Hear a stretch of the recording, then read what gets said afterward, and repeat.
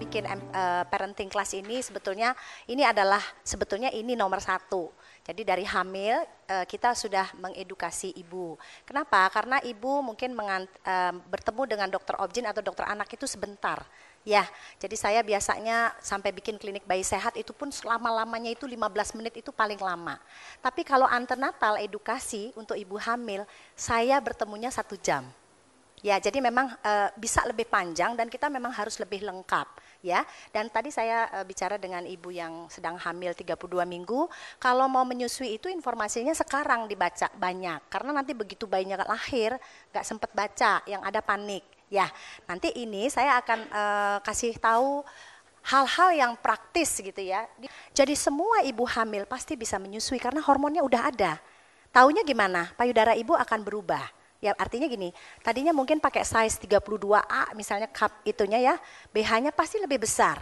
Artinya memang si kehamilan itu sendiri itu memang paketnya udah, anaknya ada, janinnya ada, makanannya pun disiapkan. Ya. Ini bentuk makanannya ya, itu di dalamnya.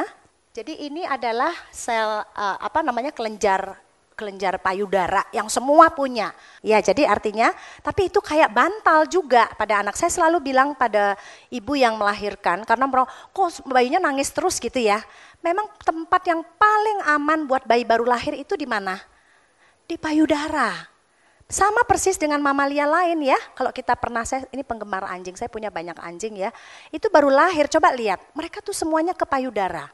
Ya, jadi kalau dia maunya di payudara ibu, ya memang di situ tempat yang paling aman dan nyaman, tempat makanannya, tempat yang paling hangat ya, makanya sekarang kan malah dikasih undang-undang tentang IMD atau inisiasi menyusui dini. Kenapa? Proses menyusui itu dimulai dengan inisiasi menyusui dini itu. Ya, saya mesti kasih tahu bahwa sebetulnya setting kehamilan, setting melahirkan, setting menyusui itu sebetulnya harusnya kalau kita ikutin ya udah betul, cuman diganggu sama kita manusia yang kadang-kadang tuh nggak tahu gitu ya. Ini adalah bukti bahwa sebetulnya mamalia yang namanya manusia itu memang sudah dipersiapkan berbeda dengan mamalia lain. Saya sering bilang ASI untuk otak, ya. Susu formula untuk otot. Kita lihat dari sini ya. Ini komposisi ASI-nya mamalia yang namanya manusia, sapi dan tikus. Karena kompetitor kita adalah susu sapi, saya bahas 2 ya. Saya bahas 2. Ini karena orang kalau tidak dikasih tahu persis apa sih susahnya banget gitu, nyusuin itu nggak mudah ya, susah. Ya, nyusui itu nggak mudah, sulit. Bayinya akan seperti kehausan, bayinya akan menangis terus ya, ASI-nya sedikit ya, berbeda dengan susu formula. Jadi artinya saya harus memberikan informasi yang lengkap, kenapa ibu mesti cari yang susah? Ya, karena kita mau yang terbaik ya. Ini manusia, waktu untuk mencapai 2 kali berat lahir ya, jadi manusia itu membutuhkan 180 hari. Jadi dia kalau lahir misalnya 3 bulan ya, untuk jadi 6 kilo itu dia perlunya 180 hari. Ya, bandingkan dengan mamalia lain. Mereka cepat banget gede. Sapi 47 hari udah 2 kali berat lahir. Tapi kalau manusia paling panjang, ya. Nah, kemudian itu disesuaikan dengan komposisinya si makanannya, ya. Ini si ibu sapi, air susu ibunya ya, banyak sekali protein. Ya. Aderai besar begitu makan telurnya banyak ya, proteinnya banyak. Karena memang si anak sapi ya, dia kan harus bekerja di sawah tuh ya. Otot kan yang dibutuhkan, ini kita bicara yang sesungguhnya, bukan berarti bahwa saya kalau ini anak sapi, enggak. Saya hanya mengatakan yang sebetulnya.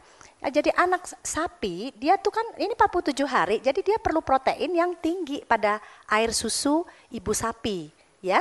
Ini 3,4 proteinnya. Tetapi kalau si manusia yang paling tinggi adalah ini, komponen ini. Ini adalah komponen yang sangat dibutuhkan oleh otak. Nanti saya akan paparkan di mana tempatnya ya, ini laktosa. Tapi ini juga yang seringkali tidak dimengerti oleh ibu. Bayi-bayi ASI biasanya diare. Ingat-ingat ya, bayi ASI di 1-2 minggu pertama bahkan sampai 4 minggu itu seperti mencret. Karena komponen ini. Laktosa. Ya, jadi ingat-ingat ya. Jadi kalau misalnya kok bayi saya pup terus, sebanyak ibu menyusui sebanyak itu dia pup. Berapa kali orang nyusuin di awal? 10 sampai 20 kali. Kalau pakai susu formula hanya 8 kali. Beda ya? Kebayang nggak orang 24 jam nyusuinya 20 kali? Artinya banyak sekali yang ibu harus korbankan untuk hal yang baik ini. Gitu ya. Saya karena gini, orang tuh mau menyusui tapi nggak tahu bahwa menyusui itu perlu perjuangan. Gitu ya. Begitu orang mens terlambat 2 minggu, sebetulnya dia udah hamilnya itu udah sekitar 25 hari. Jadi kalau bisa nih, jangan ada yang kesundulan ya. Ya kalau bisa ya, jadi begitu lahir 40 hari ikut KB. Artinya gini, semua hamilan itu harus disiapkan. Karena apa? Saat awal-awal itu justru membentuk tabung syaraf. Jangan sampai hamil nangis, anaknya masih 4 bulan nangis. Anak saya hamil, anak saya masih 4 bulan. Itu artinya hamil tidak siap. Nah karena itu ikutlah KB. Karena seringkali menyusui itu seringkali ibunya tidak mens dia. Tidak berarti ovulasinya tidak terjadi ya. Tetap bisa. Saya sering jawab, kalau bayinya udah banyak tidur malam, ya biasanya proses itu akan ovulasi terjadi. Jadi kadang-kadang ibu nggak pakai mens lagi langsung hamil. Gitu ya. Jadi perlu sekali untuk ikut KB. Nanti tanya dokter obgyn mana yang paling aman. Ini adalah proses perkembangan otak janin. Jadi begitu dia terlambat 2-3 minggu, dia sebetulnya udah tabung syaraf terbentuk. Makanya tadi kan ada makanan-makanan yang harus ibu konsumsi saat kehamilan. Ya sekarang kalau yang besar-besar udah positive thinking aja. Kalau saya sih selalu berpesan, kalau udah yang besar-besar ya seperti 32, udah mau lahir, itu jangan mikir yang, ya memang sih eklamsi ada segala ya, tapi lebih bagus berpikir yang positif. Gitu ya, biasanya sih saya selalu bilang begitu ya. Tapi kalau belum hamil, siapkan gitu ya, Bu ya. Jadi ini ya, kolostrum ini adalah ASI yang pertama kali keluar ya. Kadang-kadang ada yang nanya lagi, kalau udah keluar saat belum keluar saya perlu perah-perah nggak disimpan? Nanti takut kolostrumnya nggak ada saat lahir, nggak usah. Ya, karena ini adalah mata air yang ada terus, jadi jangan khawatir. Ya, nah kolostrum ini dikit banget, kadang-kadang nggak ada di hari pertama, apalagi kalau yang seksio. Kalau yang seksio biasanya di hari pertama, ini rata-rata anak pertama ya. Ada anak kedua? Ada hamil kedua? Oh ada ya 2 ya. Tapi kalau anak pertama, karena pabriknya itu baru berproduksi, biasanya bukan lebih sulit sih, lebih terlambat dia keluar kolostrumnya. Begitu bayi lahir, kalau tidak bisa kita kumpulkan dengan ibunya. Kalau seksio itu kita rada lebih hati-hati, kalau normal lebih mudah. Ya, kalau seksio makanya kalau bisa pilih kelahiran normal. Mana yang kepengen lahir normal, buletin hatinya. Ya, baca informasi tentang bagaimana kelahiran normal. Bekalnya cukupkan. Ya tadi kan ada yang non-medis, manajemen nyeri pada yang non-medis itu ya, yang hypnobirthing, yang relaksasi. Bekelin, karena kadang-kadang itu begitu sakit, tadi katanya ya sakitnya kayak apa sih? Sakit banget. Anak saya udah usia 22 tahun ya, jadi sakit sekali. Sakitnya itu kayak orang mau pup tapi 1000 kalinya kali lebih sakit. Tapi sebentar-sebentar, jadi maksudnya sebentar gitu ya, periodenya tuh kalau ini kan lama tapi dia sebentar-sebentar gitu. Sakit sekali gitu ya. Tapi sakitnya cuma saat itu, lahir lain dengan seksio. Ya, oke. Jadi ini kolostrum ya, ini kolostrum ini ini kandungannya belum, jadi kalau dicatat ya ASI itu mungkin komponen yang hebatnya itu lebih dari 100. Ini cuman yang ya sangat-sangat penting banget ya. Jadi dia penuh antibodi. Jadi gini, kalau melahirkan di rumah sakit, terus ada banyak orang besuk, bayinya tuh nggak usah dikembaliin ke kamarnya kamarnya bayi ya. Sebetulnya kan kalau rumah sakit bersalin yang ideal itu nggak boleh punya kamar bayi. Ya, kenapa? Di sana lebih nggak aman. Emang tahu perawatnya nggak batuk? Iya kan? Jadi paling bagus di dekat ibu. Kenapa? Karena ibu punya antibodi. Jadi sebetulnya kalau ASI saya kebetulan bayi saya banyak sekali yang ASI, tapi banyak juga yang masih pakai susu formula. Kenapa saya kok mau banget sih iniin ASI gitu ya? Karena memang membesarkannya atau merawat dia itu gampang banget. Cuman yang susah memang ibu dan ayahnya di awal. Tapi bayi yang kita dapat itu luar biasa sehatnya, diare itu nggak pernah. Boleh dibilang diare itu tidak pernah, kecuali pakai ASI perah yang taruh di dot. Ya, tapi kalau diare nggak pernah. sakit yang flu itu paling di atas 4-5 bulan atau 6 bulan. Bahkan ada yang setahun nggak pernah sakit. Ya, tapi memang kerja berat kita tuh di awal. Ya, kalau ibu memilih susu formula, sebetulnya yang paling hura-hura itu siapa? Rumah sakit dan suster. Rumah sakit dapat uang, suster bisa tidur. Kenapa? Karena si susu formula itu bikin bayi kenyang. Itu ada perawat saya di sini. Ya, mereka saya paling, udah sepatu saya bunyi tlok, tlok, tlok. Wah, bayinya dimasukin ke ibunya semua.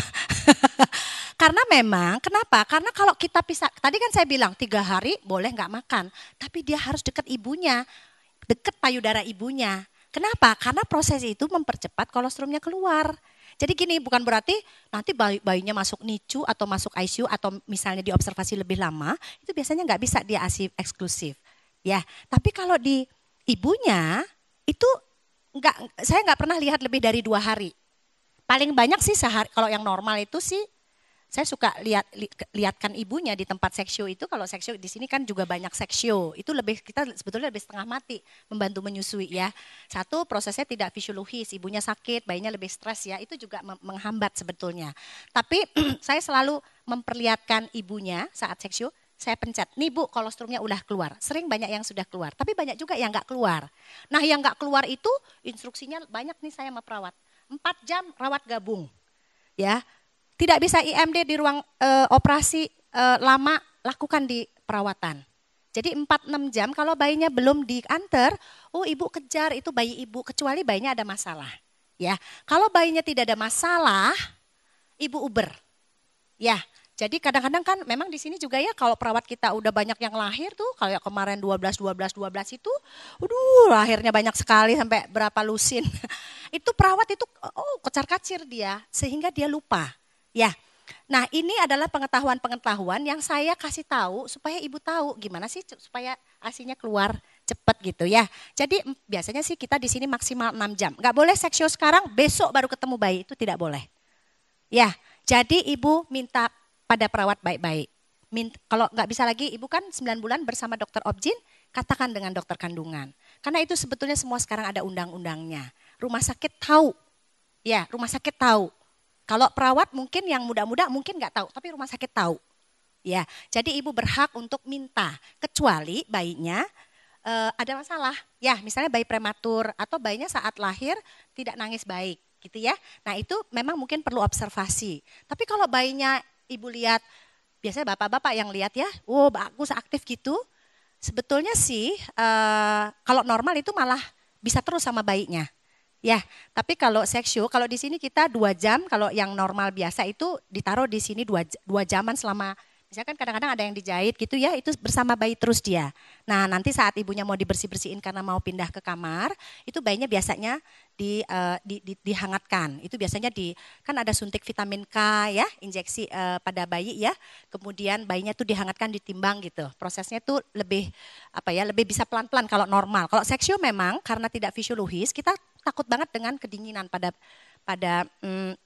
ruang operasi. Ruang operasi itu karena ibu kan dibuka perutnya ya, misalnya yang seksio ya, itu kan kuman nggak boleh masuk. Jadi memang ruangnya harus dingin. Walaupun secara teori IMD itu memang bisa untuk menghangatkan.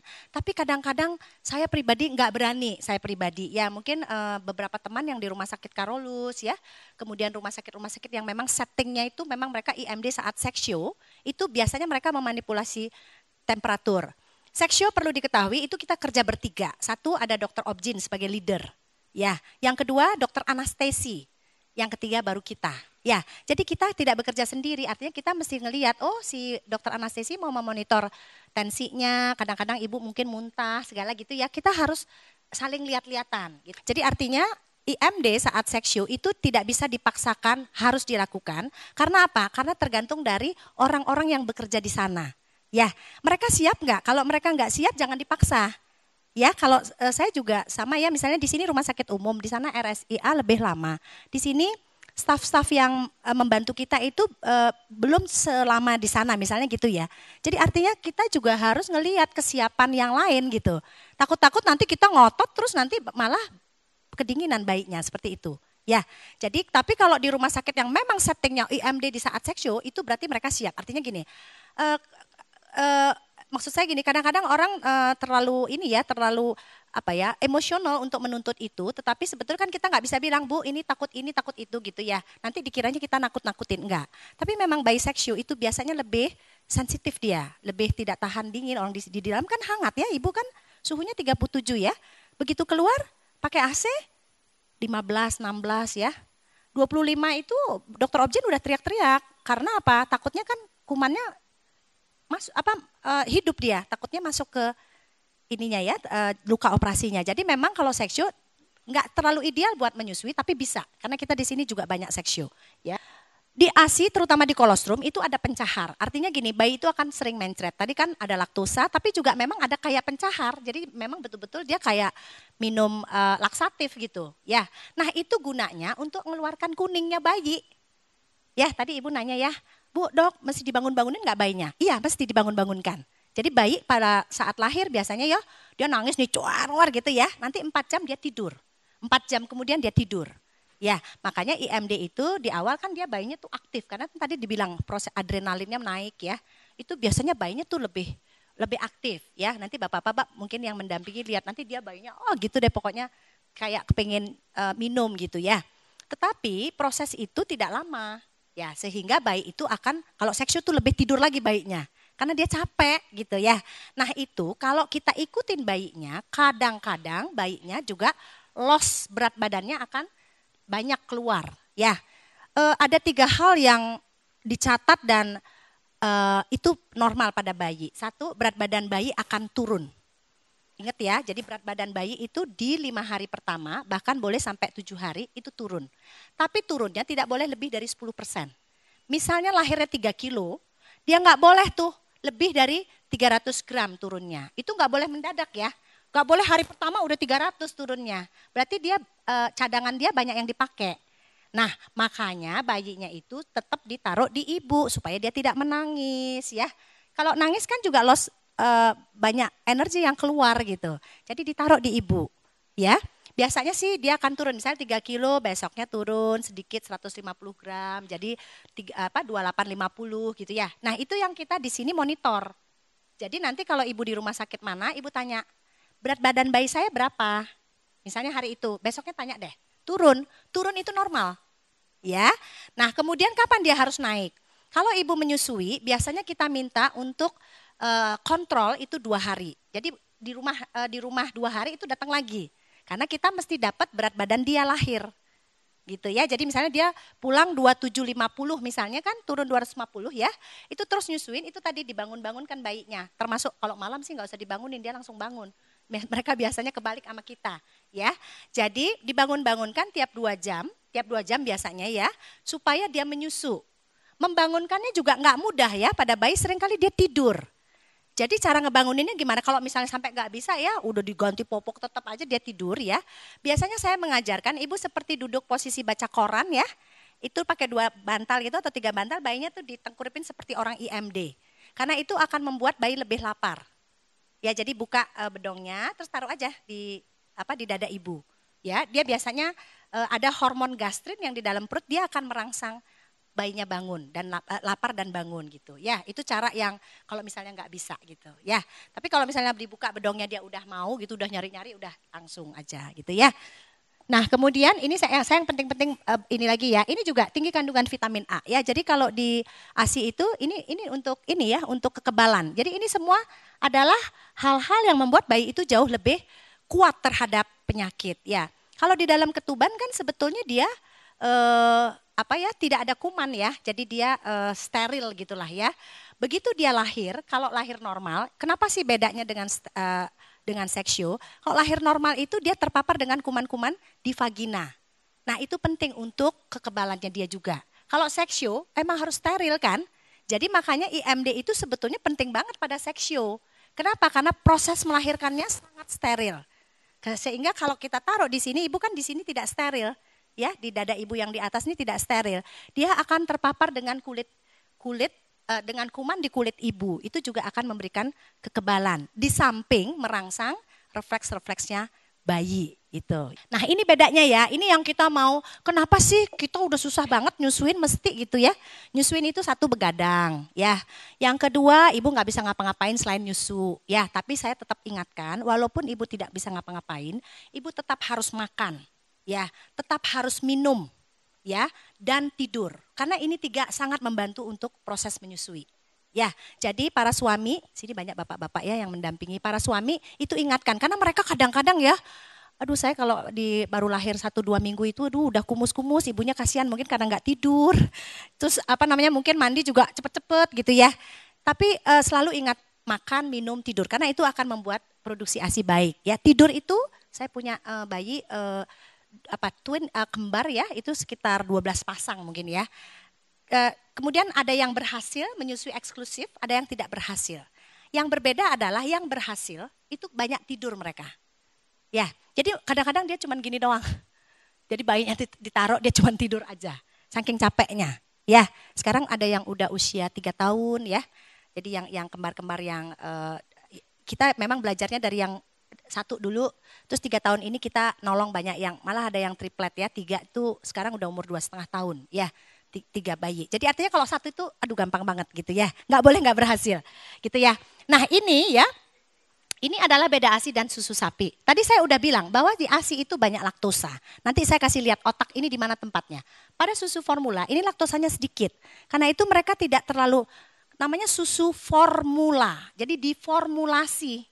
Ya, jadi kayak diatur berapa sih kapasitas ususnya bayi baru lahir yang bisa dia cerna laktosanya. Gitu. Jadi makanya dia kalau pakai susu formula, pupnya itu paling banyak 3 kali. Tapi kalau pakai ASI 10-20 kali. Ya, makanya kalau pakai ASI biasanya diapers itu kurang ideal. Karena ibu harus bolak-balik ganti. Ya, dan sifatnya laktosa ini asam. Ya, jadi kadang-kadang kalau kita ntar deh sekalian deh 1 jam sekali aja ganti, padahal itu udah 5 kali pup misalnya ya, itu dia iritasi, jadi merah. Ya, karena dia sifatnya asam.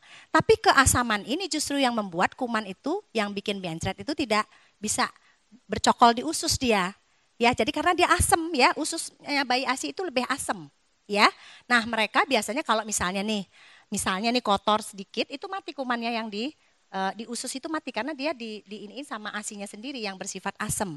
Cuman kulitnya bayi biasanya gampang iritasi kalau kita terlambat mengganti popok gitu. Ya, saya biasanya mengajarkan kalau bayi-bayi ASI di awal mungkin jangan pakai diapers, mungkin malam aja diapersnya. Setelah ibu lelah gitu ya. Tapi suami-suami kan datang tuh dari kantor. Nah itu biasanya begadangnya gantian gitu ya. Nah ini yang saya janjikan. ASI untuk otak. Susu formula untuk otak. Ini adalah otak. Ya, tadi kan digambar otak yang 25 hari sampai 9 bulan ya. 9 bulan sebetulnya otak itu sudah selesai terbentuk. Ya, jadi makanya waktu kehamilan tuh penting banget tidak kesundulan karena kita sedang membentuk otak bayi dan organ-organ lain gitu ya. Nah ini adalah, jadi kalau otak itu ya baru lahir, itu dia sebetulnya ini ya, serabut-serabut ini tidak kompleks dia. Jadi dia rada tidak banyak cabang ya. Ini adalah serabut-serabut yang nanti akan semua rangsangan dia akan bersinaps. Jadi kayak toge kacang kedelai ya kalau ditaruh gitu kan nanti keluar serabut dia ya. Nah itu kalau bertambah panjang dan bertambah banyak kita rangsangan diberikan itu biasanya akan bertambah kompleks. Rangsangannya dari mana? Dari proses menyusui. Ya, maka itu saya kurang setuju kalau ASInya perah. Ya, jadi bayi itu bisa menangkap rangsangan yang melalui panca indera, itu yang bikin sinaps terjadi. Kemudian si ASI itu komponen nutrisinya, komponen yang dibutuhkan oleh otak. Ini dia di sini tempatnya ya. Ini selimutnya si serabut ini, anggap ini kabel ya, kalau dia nggak pakai laktosa dia telanjang. Ya, nah jadi nyetrum kan kalau kabel itu nggak pakai serabutnya. Nah si laktosa tadi yang ada di ASI itu dia ngebungkus. Ya, yang membuat rangsangan yang didapat pada bayi itu jadi cepat ditangkap. Ya, bayi di awal itu bisa mendengar, 20 minggu udah bisa dengar ya. Jadi kalau ibu mau ngobrol sama bayi itu malam, sekitar jam 8 malam ke atas tuh, mereka paling alert. Bapak-bapak kalau pulang kantor itu ngobrol sama bayi itu saya pernah melihat di sini seorang ayah ini ya lagi nge-shoot IMD si anaknya. Itu kebetulan anaknya Modi tuh ya. Itu di shoot dia bilang gini, "Adek," gitu. Itu bayinya lagi baru umur 5 menit, langsung nengok dia, nyari suara bapaknya. Sampai saya juga heran sendiri gitu. Saya bertanya, "Emang diapain tuh kemarin Kak waktu hamil si bayi gitu?" Rupanya dia selalu punya ritual baca cerita buat si janin. Itu ya. Sama dengan kalau ibu mendengarkan musik ya misalnya, atau saya belajar banyak dari ibu-ibu di sini ya, ada yang dengerin apa namanya? Ngaji ya namanya ya. Ya. Yang mengaji gitu ya. Kenapa? Ya. Pokoknya dia mendengar itu ada, tapi masuk nanti ada yang Mozart, ada yang suara musik-musik tertentu gitu ya. Terus saya tanya selalu di sini, karena dikasih begini Dok, bayinya tenang. Terus saya tanya, kenapa? Karena waktu-waktu saya hamil, saya selalu bunyikan suara itu gitu. Jadi kalau misalnya ada yang melakukan itu, ya itu diteruskan aja di awal-awal. Karena mereka itu denger gitu ya. Jadi misalnya ada yang udah biasa kasih Mozart, musik klasik itu, teruskan aja, bawa aja ke rumah sakit. Biasanya bayinya lebih tenang dia, ya. Kalau mau tidur dia diputerin gitu sama ibunya. Banyak iklan susu formula yang mengangkat tentang DHA. Bedanya apa dengan yang di ASI? Sebetulnya DHA pada susu formula ini meniru komponen di ASI. Tetapi bedanya adalah, satu dia berasal dari sapi. Yang kedua dia tidak punya enzim lipase. Ya, jadi kalau di ASI itu udah ada enzimnya. Kalau di formula enzim ini nggak bisa ditambahkan karena dia harus di makhluk hidup. Ya, jadi DHA yang ditambahkan pada susu sapi, sebetulnya para ahli itu juga berdebat, bisa nggak dia dimanfaatkan oleh si pencernaan bayi? Semakin prematur bayi, semakin nggak bisa, sebetulnya semakin tidak sempurna pencernaannya, sistem pencernaannya. Ya, lemak ini kan bisa diolah setelah makan. Kenapa sih makan tuh 6 bulan? Karena si enzim-enzim itu baru tersedia sempurna gitu ya. Jadi makanya kita juga bersusah-susah buat nyari-nyari yang bagus-bagus ini gitu ya. Ini juga ya, ini yang tadi mungkin di sana ada ya, protein di susu sapi itu jauh lebih tinggi daripada di ASI. Tadi kita ingat ya, protein itu untuk otot. Ya, kalau laktosa itu ASI untuk otak. Dan proses menyusui itu adalah proses stimulasi, ya. Nah, si susu sapi ini 80% adalah kasein. Ini yang bikin bayinya itu tidur. Jadi bayi-bayi susu formula kalau dikasih kasein itu mereka lebih tidur. Karena ini susah dicerna. Ya, ini susah dicerna sehingga bayi itu bisa, biasanya ibu-ibu pada tanya, "Dok, saya berapa kali ya nyusuin, tiap berapa jam?" Itu bukan pertanyaan orang menyusui. Tadi Sarah tadi tanya ya. Kalau orang menyusui itu tidak pakai jam, namanya on demand. Tapi kalau pakai formula itu memang dijam-jamin 8 kali 30, 8 kali 45 cc gitu ya. Itu pertanyaan susu formula. Ya, tetapi memang bisa kalau bayinya sudah terbentuk jadwalnya, misalnya ibu kerja ya 3 bulan ibu bekerja, itu bisa kita mulai atur. Karena bayinya udah mulai seperti terjadwal dia. Dia punya waktu tidur, punya waktu minum itu punya. Itu kita bisa hitung. Tapi kalau di awal kita nggak bisa hitung ya. Nah, kalau susu formula ini kasein ini sulit dicerna, ini yang bikin bayi itu tidur. Karena kalau kenyang kan ngantuk ya. Nah, tapi kalau pada ASI, kaseinnya ada tapi sedikit. Kasein ini juga bikin alergi pada bayi. Ya. Dan yang banyak adalah jenis protein whey. Whey ini jenis protein yang mudah dicerna. Jadi bayi-bayi ASI itu cepat lapar. Bukan karena ASInya kurang, tapi karena jenis protein yang diberi itu mudah dicerna. Ya, nah ini saya ASI encer dan ASI kental. Sering ya ini mitos yang dulu sih sering kali membuat orang tidak confidence. ASI saya kok encer. Yang dilihat encer adalah for milk. Jadi semua ada komponen for milk dan hind milk. For milk ini justru banyak protein. Ini lihat ya. Ya, kalau hind milk ini banyak lemak. Ini lemaknya tinggi. Lemak itu bikin berat badannya lebih naik.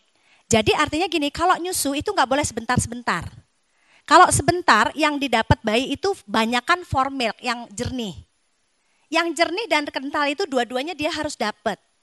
Ya, yang jernih itu banyak isinya air.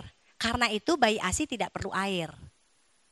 Ya, jadi nggak usah bersih-bersihin lidahnya pakai air itu nggak usah. Tadi ingat ya, dia banyak antibodi. Jadi dia nggak akan tumbuh jamur, tidak akan ada infeksi. Susuin itu tidak perlu air. Satu, dia tidak membutuhkan air untuk kebutuhan cairannya. Yang kedua, dia tidak perlu dibersihkan. Tetapi kalau formula kan udah pakai air dari awal. Nah biasanya memang kalau pakai formula kita minta untuk membilas dengan air putih supaya formula itu disenangi sekali dengan jamur dan bakteri. Ya bedanya ya, jadi supaya nanti kan banyak ya orang pikir kalau pakai ASI pakai air juga gitu ya. Karena di for milk ini banyak air. Di hand milk ini tadi yang ada DHA itu tingginya di hand milk. Itu juga yang membuat hand milk itu lemak yang banyak. DHA itu kan lemak. Jadi kalau misalnya nih ya, kalau bayi saya kok lebih kurus ya dari yang bayi orang lain. Biasanya kadang-kadang kan kalau netek payudara yang produksinya banyak itu ditetein satu-satunya mancur gitu. Kadang-kadang ibunya cepat pindahin ke yang mancur itu, nggak usah. Jadi habisin dulu satu. Ya, setelah bayinya seperti ininya lembek, bayinya ngelepas baru pindah ke yang satunya. Tapi kalau bayinya terus sudah tidur, ya udah perah aja. Supaya dia dapat yang ASI jernih dan ASI kental dua-duanya perlu. Pada bayi yang berat badannya kurang bagus, ya biasanya saya minta ibu perah dulu, kan yang jernih keluarin dulu, baru dia susuin. Yang jernih nanti belakangan gitu, supaya dia berat badannya lebih cepat naik. Ya, karena ini isunya di masyarakat, bayi ASI lebih kurus, bayi saya kebetulan gendut-gendut. Karena memang prosesnya saya perhatikan betul. Ya, jadi artinya kalau bayinya kurus kenapa ya? Jangan-jangan umur 3 bulan kadang-kadang bayi itu toleh nyusuin itu tolah dia ya. Jadi artinya yang diambil jadi sedikit. Jadi biasanya sih saya suruh di kamar aja berdua nyusunya. Jadi supaya dia nggak lewat orang toleh. Lagi bayi suka gitu tuh kalau umur 3 bulan. Ya. Nah ini yang saya bilang. Ini proses ini yang salah satu bayi kembar yang saya tolong ya. Ini yang laki. Ini proses ini ya. Coba lihat ya. Ini diganggu marah bayinya. Ibunya ngomong aja marah dia. Jadi dia tuh kayak pacaran kalau nyusuin. Ya, ibunya nggak boleh bicara tapi dipeluk gitu ya. Cuma dielus-elus. Itu adalah proses stimulasi. Dan ini adalah menyusui membangun attachment. Jadi kalau ibu-ibu bekerja, ibu boleh memerah ASI, ibu boleh menyuapi ASI perahnya ke bayi selama ibu tidak ada. Tapi kalau ibu di rumah jangan pakai ASI perah itu, nyusuin. Karena nyusuin itu ini. Satu dia menstimulasi otak tadi kan yang crut gitu itu ya, karena itu kan dia dapat suara nafas ibu, dia dapat suara jantung ibu, dia dapat bau badan ibu ya. Ya kadang-kadang bayi-bayi yang ibunya baru pakai parfum, kadang-kadang dia nggak mau nyusuin kadang-kadang. Ya, karena dia mau bau ibunya gitu ya. Kemudian juga saya juga belajar dari ibu-ibu ya, kalau yang nangis melulu gitu bayi ibunya mandi, bajunya yang baru dipakai itu ditaruh di atasnya si bayi. Jadi ada bau ibunya, jadi ibunya bisa mandi gitu ya. Jadi rasa dia bau ibunya aja udah tenang gitu ya. Jadi dia stimulasi dan ini juga ya mempertahankan insting bayi.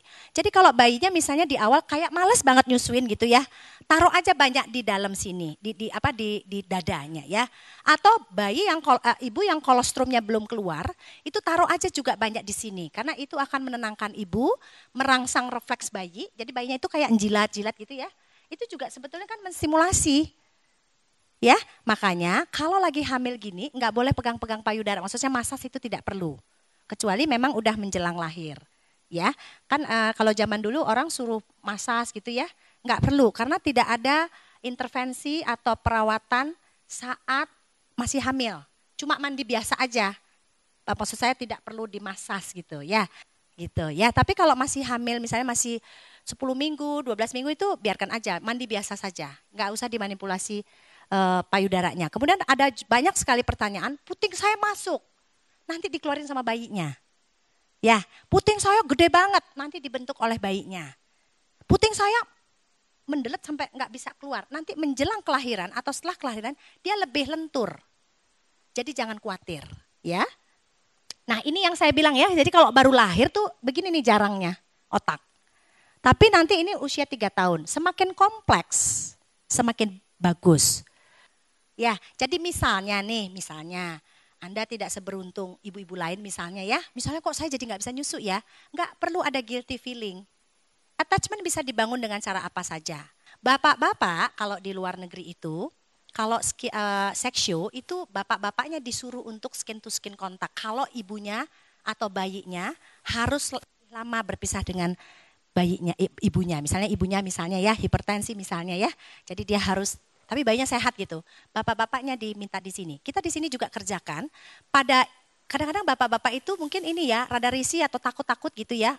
Tadi saya bantuin seksyu tuh bapak-bapak takut lihat darah, cuman digini kameranya dia lihat.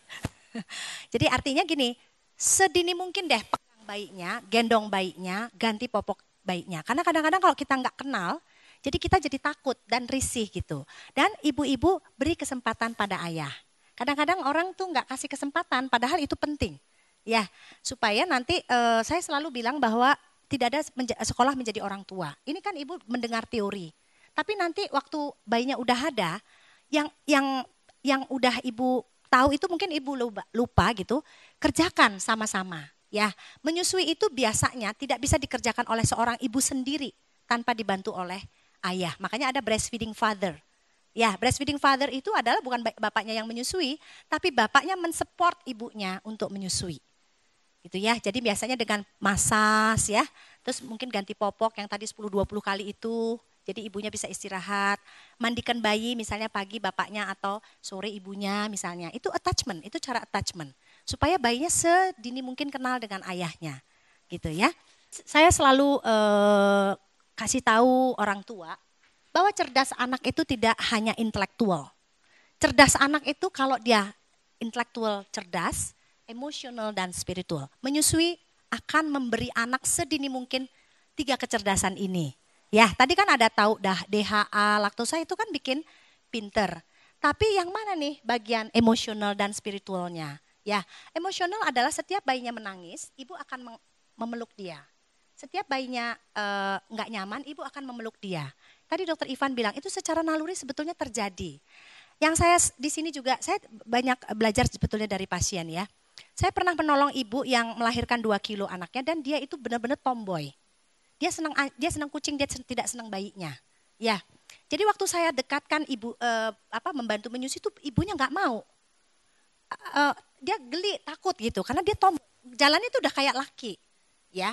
Tapi pelan-pelan ya. Tadinya kita diperah, kita suapin dulu bayinya, sudah tidur, kita bedongin, baru taruh. Jadi dia lebih nggak geli karena kan bayi itu kalau itu kan kayak gelitik-gelitik gitu ya. Jadi kadang-kadang orang bisa geli gitu kalau belum biasa. Usia 5 bulan bayinya, ibu bayi itu benar-benar jadi perempuan. Jalannya aja berbeda, saya juga sampai heran. Jalannya berbeda gitu ya. Terus jadi perempuan dia, tadinya tuh gagah banget ibu itu gitu ya.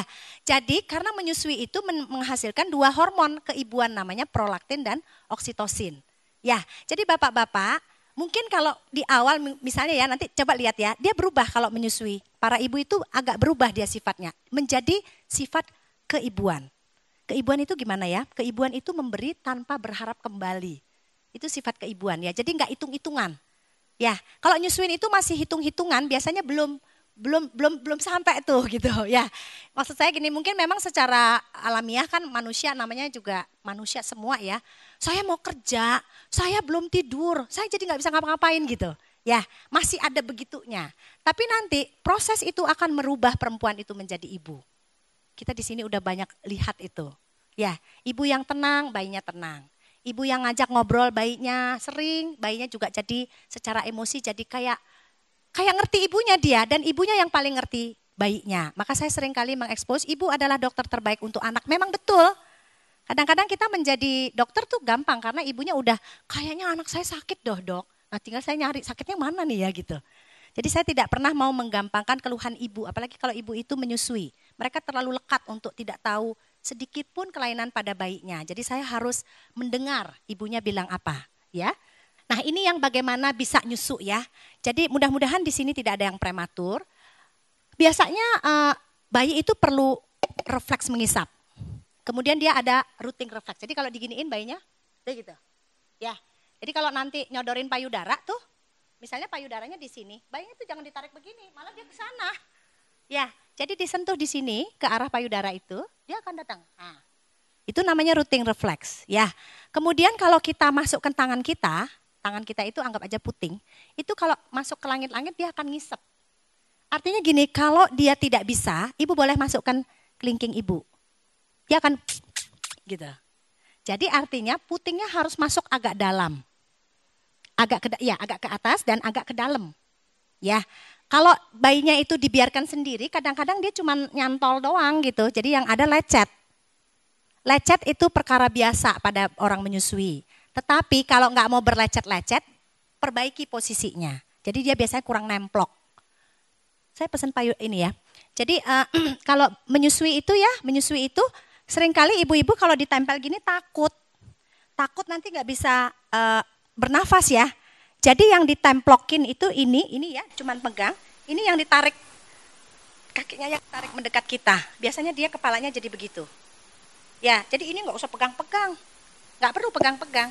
Ini cuma naruh doang. Artinya ini jangan ditahan, supaya dia kalau dia nggak bisa nafas dia bisa bergerak. Ya, maka itu kalau menyusui tidur itu nggak boleh posisinya begini. Posisinya harus ke atas tangannya. Ya, jadi itu supaya kepala bayinya bebas. Jadi nggak boleh begini. Kalau duduk kan begini, tapi kalau tidur itu harus begini. Ya, jadi ya miring ya. Jadi dia di tempat tidur kan kita sama-sama kayak orang meluk guling. Oh, itu tergantung posisi puting ibu. Ya, lihat posisi puting. Dia sebetulnya puting ibu sama mulut dia tuh harus sejajar. Kalau misalnya kan ada ya bentuk payudara itu ada macam-macam, ada yang begini, ada yang begini, ada yang begitu gitu ya. Lihat posisi putingnya, dia harus di depan puting, depan mulutnya dia, jadi harus sejajar. Bayinya nggak boleh nengkok gini, nggak boleh juga gini, nggak boleh. Jadi dia benar-benar harus begitu. Ya, jadi lihat posisi puting. Jadi kalau pakai bantal atau tidak itu tergantung, gitu ya. Biasanya sih kita pakai bantal, bantalnya tipis. Sekarang apalagi ada yang bantal menyusui itu juga memudahkan ya. Kemudian biasanya refleks-refleks itu sempurna setelah bayi di atas 37 minggu. 40 minggu paling ideal, tapi di atas 37 minggu. Makanya kalau bayi-bayi prematur biasanya mereka lebih males. Ya. Kemudian bayi yang sehat ya, sehat itu secara ada namanya Apgar score. Jadi dinilai nih appearance, pulse, grimace, pokoknya nangisnya, merahnya, kemudian kalau kita kan biasanya suka suction tuh ngelawan bayinya, itu bayi bagus. Ya. Biasanya bayi-bayi begitu itu harus rawat gabung. Jadi kalau ibu nanti di rumah sakitnya tidak dirawat gabung, kalau bisa jangan. Karena ibu akan mempersulit proses menyusui. Bayinya akan males ya.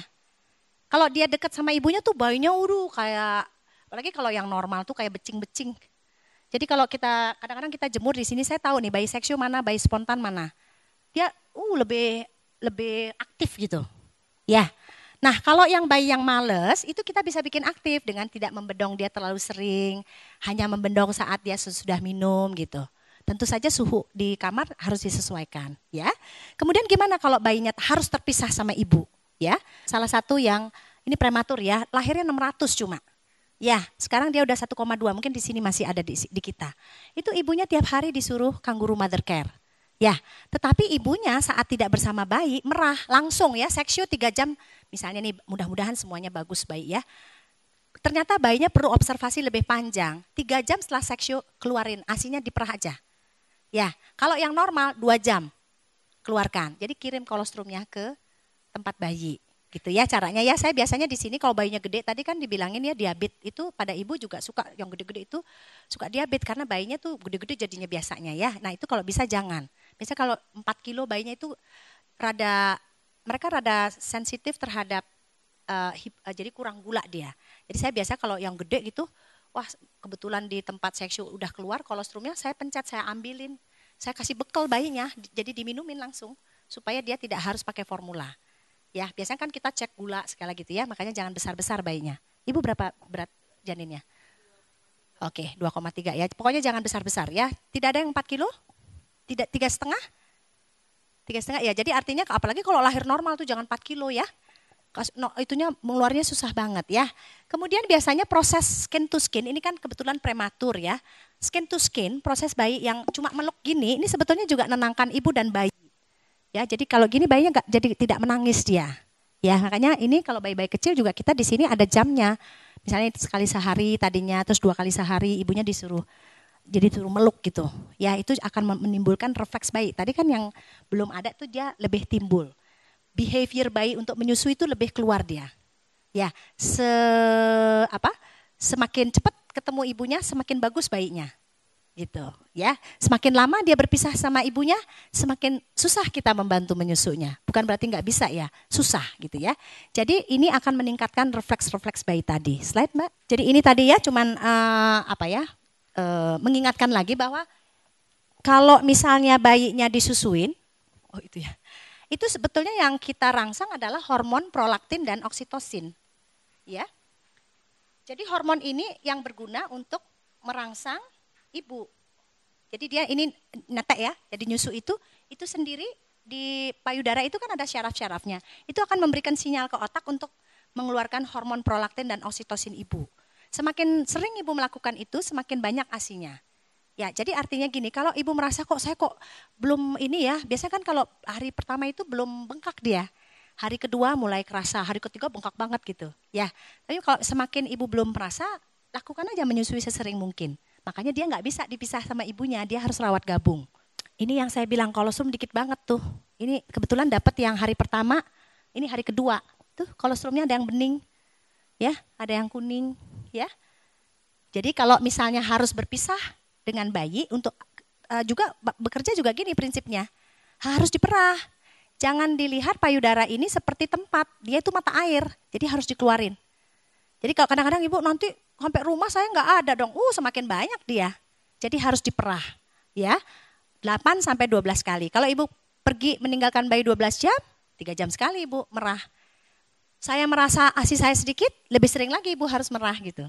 Karena itu akan merangsang produksi, ya. Biasanya hari ke-0, hari pertama lahir itu kita bilang hari ke-0. Itu biasanya nggak ada sampai sedikit banget. Dikit banget, cuma 0,4 mili, itu dikit banget deh. Kadang-kadang nggak ada, ya. Nah ini kalau sakit boleh nggak nyusuin? Boleh dan harus malah. Jadi kalau sakit flu, penularannya kan melalui pernafasan, pakai masker aja. Kalau diare penularannya kan melalui mungkin pakaian atau tangan, cuci tangan, ganti baju, susuin. Karena saat menyusu, saat sakit itu ada untungnya. Makanya ibu-ibu cacar air itu tetap nyusuin dia, tetapi tidak kontak ke kulit. Karena kalau cacar air kan kulit yang menularkan. Ya, biasanya kita suruh perah, bayinya dikasih ASI perah. Karena di situ justru antibodinya ada. Jadi kalau sakit jangan nggak netek justru. Mau sakit tifus, mau sakit DBD, mau sakit apa aja nyusu. Cuman satu yang nggak boleh nyusu, HIV. Ya, HIV sama ibu-ibu yang mendapat kemoterapi. Kanker gitu nggak bisa, nggak boleh. Itu kalau itu karena obat. Ya. Jadi sel darah putih itu justru keluar mengandung antibodi penyakit saat ibunya sakit justru. Yang tidak ada saat sehat. Ya. Mungkin ini yang terakhir slide. Ini yang saya bilang kembar, sekarang dia udah usia 2 tahun.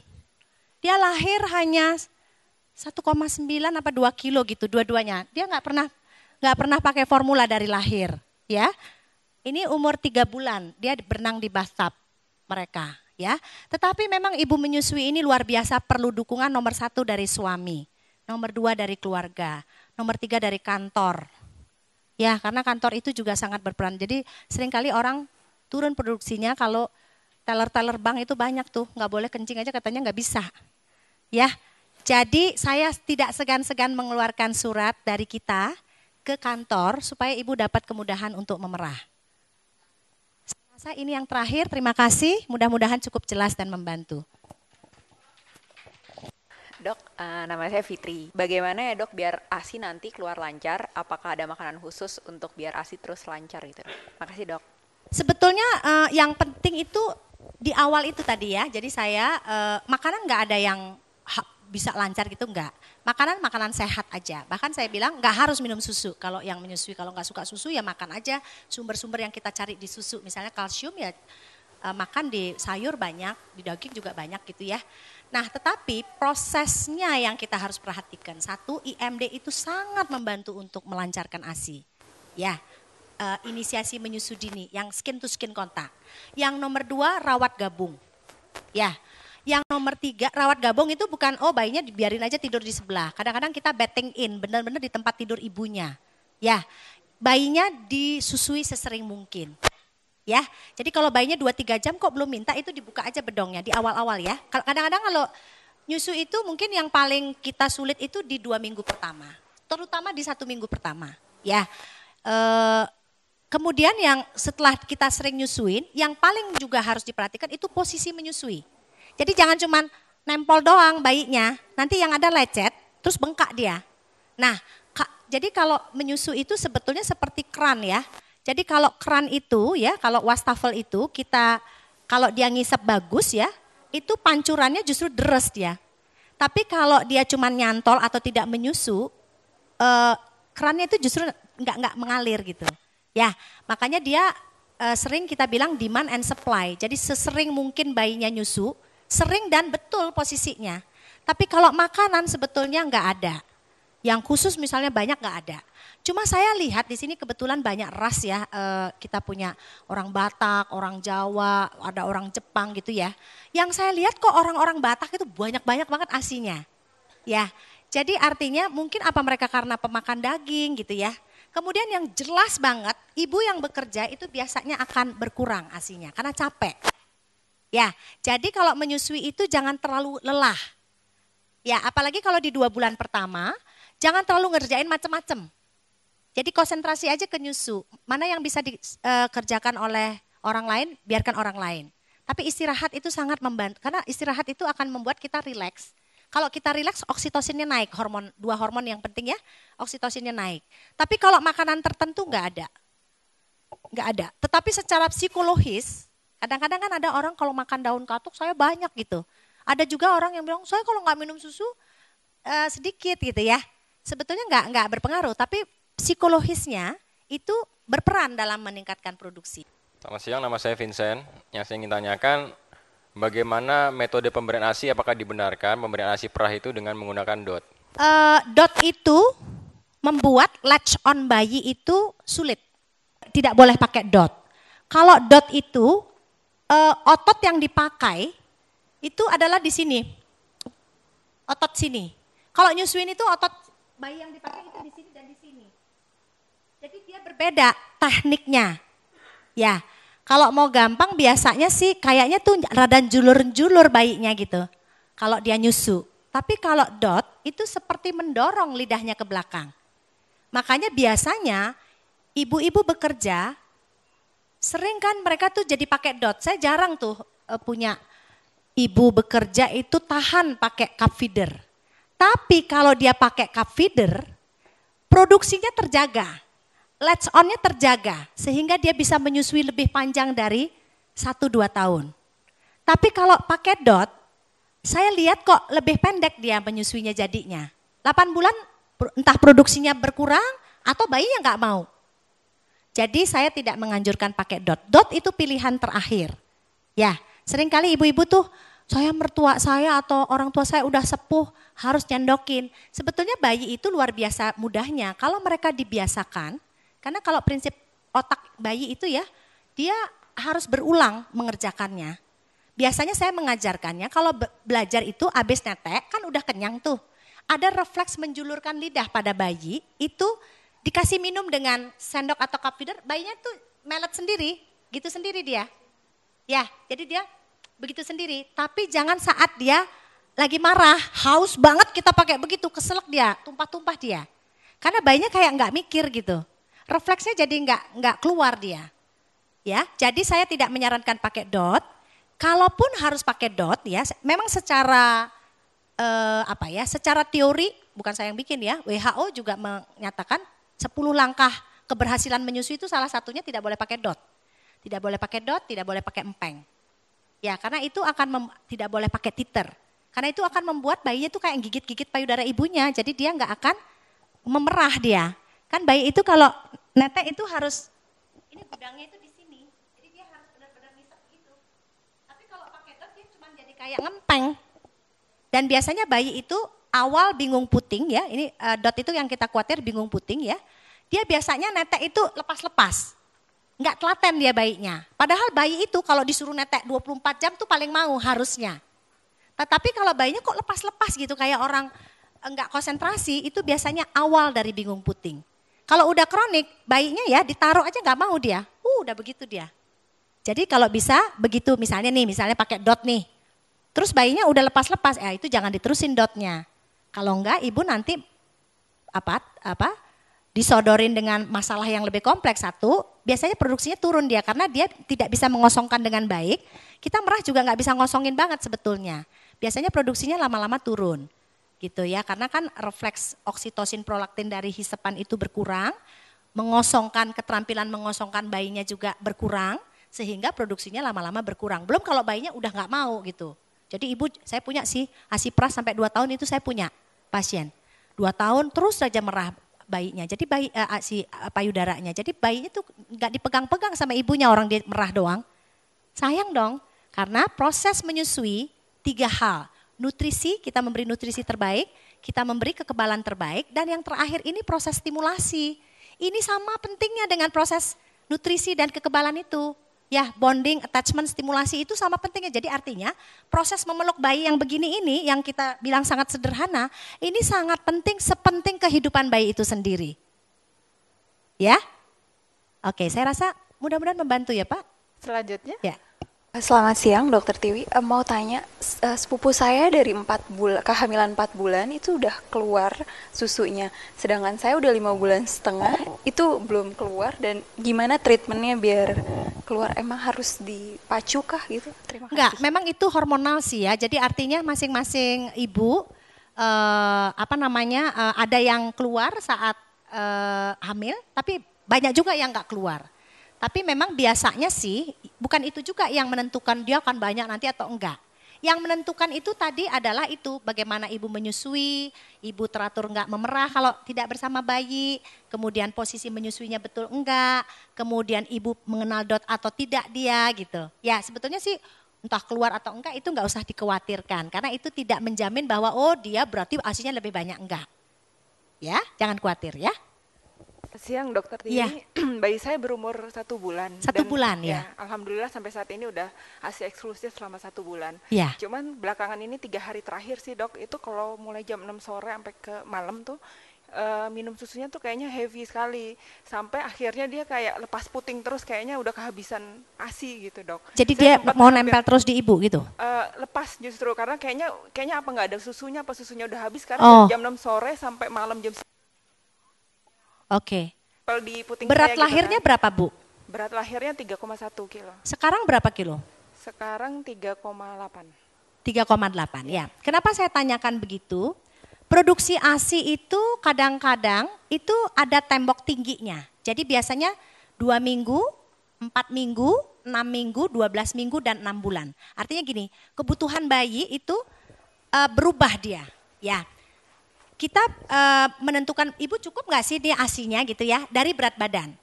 Di 1 bulan pertama berat badan dia itu harus naik 600 gram. Itu tadi 700 ya berarti ya. 3,1 sekarang 3,8 ya. Jadi naik 700. Artinya gini, kalau sekarang dia kok kayaknya susah banget gitu ya, lepas kayak nggak ada. Satu ibu harus lihat bener nggak latch on-nya. Ya kalau 1 bulan harusnya sih sudah betul. Kalau itu adalah sedang tembok tingginya ya, ladenin aja, terus aja biarkan aja, nanti dia akan naik. Kemudian yang boleh juga dikerjakan, di samping ibu menyusui, coba ibu kombinasi memerah. Jadi kayak orang punya bayi kembar Bu. Bayi-bayi kembar itu kenapa mereka lebih banyak? Karena mereka nyusuin juga, merah juga, di samping dia punya 2 bayi. Ya, jadi pada ibu yang produksi ASINya tuh memang kelihatannya, kan gak semua sama ya, ibu-ibu itu gak semua sama. Ada yang banyak sekali, ada yang pas-pasan, ada yang kurang malahan ya. Kalau ngerasa kurang atau sedikit, itu di double, merah juga, netek juga. Itu biasanya akan memacu produksi. Sama lihat, ibu cukup istirahat enggak ya? Terus cairan yang diminum cukup enggak? Memang secara teori makan dan minum itu tidak menentukan jumlah.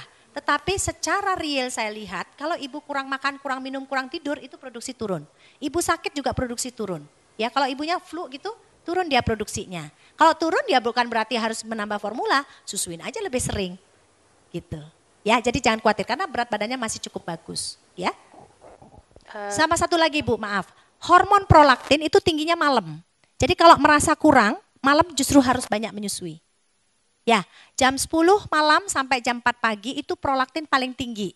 Dan biasa kalau ibu-ibu yang baru lahir ya, nanti coba lihat jam 10 itu paling bangun bayinya, gitu ya. Jadi paling nggak tidur nanti di sana, gitu ya. Oke, silakan Ibu. Saya Dahlia, jadi saya pribadi anak formula. Saya berenam bersaudara perempuan, semua formula karena ibu saya nggak bisa nyusuin. Kakak saya 3 di atas saya udah punya anak semuanya, tapi nggak ada juga yang menyusui gitu. Ya. Maksud saya itu apa keturunan? Karena saya optimis sekali pengen bisa. Secara genetik apa hubungan hubungan gitu ya? Dan saya juga ikut hypno breastfeeding kan, dan semuanya katanya itu ada di mind. Jadi maksudnya kalau kita optimis bisa nyusu bisa gitu. Cuman Iya. kakak-kakak saya tuh keluar ASI-nya tapi itu nggak banyak. Nggak Dan dokter banyak ya? selalu bilangnya ini berat badannya turun jadi harus dibantu sama susu formula. Akhirnya anaknya jadi ke susu formula bukan Semua ke ya? ASI gitu. Dan itu tiga kakak saya itu Ya. apa saya itu semua. Sebetulnya gini Bu, ada yang kita bantu banget di sini juga ya, itu nggak bisa dia, maksudnya nggak cukup dia, ada. Tapi yang saya paling khawatir adalah judgement atau penilaian yang terlalu cepat untuk menambah formula. Ya, sama biasanya kalau kita nggak biasa menolong ibu menyusui, kadang-kadang kita takut gitu. Ya, jadi saran saya, satu, ibu harus pilih rumah sakit yang betul. Ya, yang kedua, ibu harus pilih tim atau lingkungan yang support ibu. Ibu kan, jadi artinya ini kalau menyusui mungkin menyusui yang pertama di lingkungan ibu. Ya, jadi sekarang gini, ibu baca informasi yang lengkap mengenai bayi baru lahir, bahwa bayi itu malam lebih bangun, bahwa bayi itu di 7 hari atau 5 hari pertama berat badan akan turun. Karena kecemasan ibu akan membuat ASI-nya juga berkurang. Kemudian yang ketiga, bahwa bayi itu semua kuning. Ya, bayi itu nggak ada yang kuning kalau nggak ada yang tidak kuning kalau menyusui, semua kuning. Ya, itu ibu pahami ya, sehingga kecemasan ibu nomor satu yang harus ibu singkirkan. Kemudian ibu kasih tahu suami ibu bahwa itu normal, bahwa perannya sangat penting buat kita. Kemudian mudah-mudahan kalau kita kerjakan, jangan memberi formula di awal, jangan kenal dot, lakukan rawat gabung, kalau bisa lahir normal, skin to skin kontak dikerjakan cepat, maksudnya sesering dan secepat mungkin. Saya di sini sudah 12 tahun ya, saya susah itu mungkin 1:1000 saya menemui kesulitan. Setiap kali misalnya saya di sini kan kita lahir itu sekitar 1.200 gitu ya. Maksud saya yang per tahun lahir gitu. Cukup jarang kalau kita melakukan semuanya. Tapi memang Bu, ibu pengalaman pertama, riwayat dalam keluarga seperti itu juga sebetulnya kalau ada informasi itu di awal, itu kan yang kita mau tahu di antenatal Bu. Biasanya kita lebih ngotot gitu. Jadi kita lebih ekstra pada ibu yang kalau ibunya punya riwayat seperti ini. Gitu ya. Jadi kalau bisa itu tadi kita bilang sama dokter Objin, ini kalau bisa lahir normal, ini kalau bisa IMD-nya lebih lama, ini kalau bisa skin to skin kontaknya dibiarkan panjang. Karena itu justru akan membantu. Gitu ya. Jadi justru di proses kelahirannya dan proses perawatannya di rumah sakit itu diperhatikan sekali. Dari rumah sakit mana Bu di kita? Harapan Kita. Harapan kita banyak teman di sana, tetapi saya nggak tahu sistemnya. Ya, jadi kalau ibu lahir normal apa seksio rencananya? Normal. Kalau lahir normal, ibu diskusi sekali dengan dokter Objin supaya ibu diizinkan untuk IMD lebih panjang. Mudah-mudahan bayinya, ini berapa minggu sekarang? 36 ya, kita kalau bisa di atas 2,5 kilo. Ya, jadi ini kan 2,3 ya. Oh iya, oke mungkin sekarang udah, ya. Pokoknya jangan, kalau IMD itu kan syaratnya ibu dan bayi harus bagus. Bayi prematur biasanya kita nggak berani. Walaupun kita di sini pernah ngelakuin 1,9, tapi sambil deg-degan juga gitu. Dihangatkan semua gitu. Ya. Saya rasa itu ya. Cukup ya.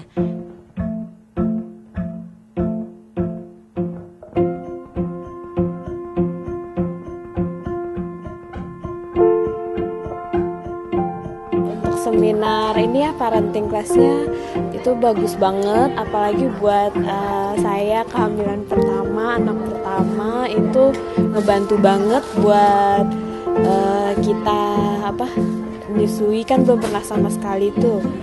Terus untuk menjaga kesehatan pas kehamilan itu bagus kalau bisa lebih sering-sering aja. Saya puas sekali, informasi yang diberikan menarik dan sangat-sangat penting, terutama karena saya kehamilan pertama dan saya banyak menerima informasi yang kadang simpang siur dan belum dikonfirmasi lagi oleh dokter gitu. Jadi ini bagus sekali, bermanfaat buat saya.